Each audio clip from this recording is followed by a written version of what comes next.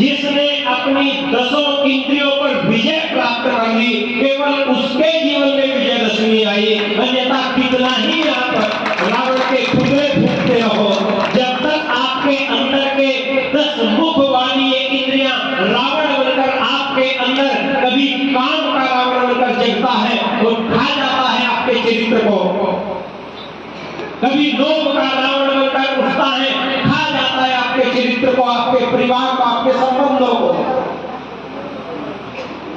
ये लोभ का रावण बनकर उठता है तो नेता देश को खा जाता है।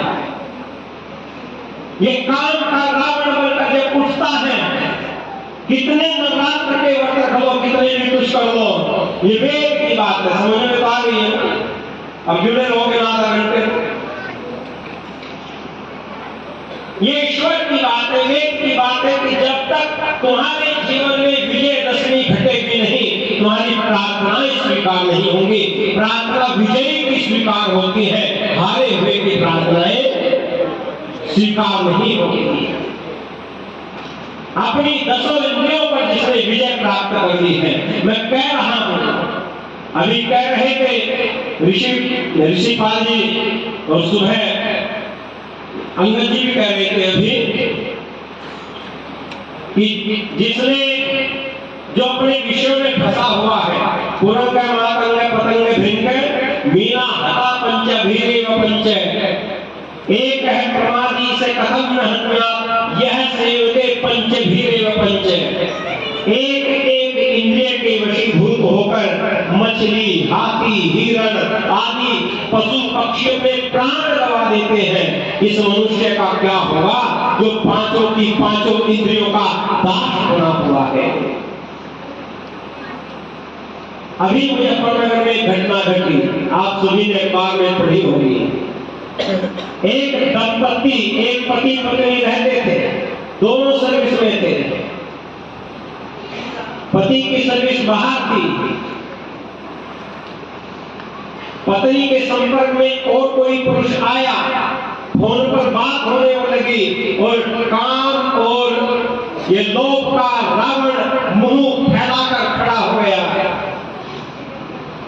उस पत्नी ने अपना हरा भरा परिवार छोड़ा, एक 4 साल की बच्ची को लेकर उस परस्पर पुरुष के साथ भागी।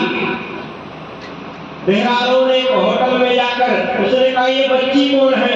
उसने कहा ये मेरी बेटी है। वो कहकर बाहर चला गया कि फैसला कर लो, या तो तुम्हारे साथ मैं रहूंगा, मेरे तुम्हारे बीच में किसी दूसरे का अंश नहीं रहेगा। इस बेटी को स्वीकार नहीं करता। ये काम का रावण जगता है ना जब मेरी बहनों, मेरे बच्चों। उस मां ने अपनी 4 साल की बेटी के टुकड़े कर फेंक दिए और उससे कहा देख तेरे मेरे बीच से मैंने से हटा दिया है।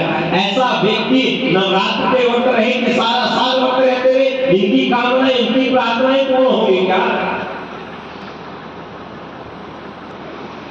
इसलिए अगर प्रार्थनाएं पूर्ण करनी है तो विजयदशमी अपनी इंद्रियों की उठती हुई वासनाओं पर विजय प्राप्त करने के लिए जो प्रयत्नशील हो उठा है।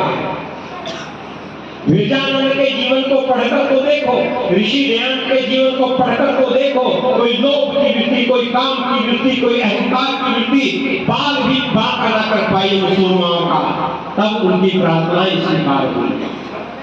अच्छा बताओ प्रार्थना का अर्थ क्या होता है? ब्रह्मचार्य प्रतिदिन विद्यालय प्रारंभ होने से पहले करते हो ना प्रार्थना। अच्छा प्रार्थना का अर्थ क्या बना बहनों? किसी से कुछ याचना करना, किसी से कुछ मांगना, बस यही तो गलती हुई। इसीलिए तो कहा ऋषियों ने वेद शास्त्र सदाचार्य समस्ते चेति आत्मने एतत् चतुर्विधि प्राहुः साक्षात् धर्मस्य लक्षणम्। अगर धर्म का साक्षात लक्षण जानना है तो वेद की शरण में जाना पड़ेगा। वेद के बिना तो ये भी पता नहीं चलेगा कि प्रार्थना किसे कहते हैं। इसमें 2 शब्द हैं, बड़े ध्यान से सुनना बच्चों। प्र घन जमा अर्थना, प्र जमा अर्थना, ये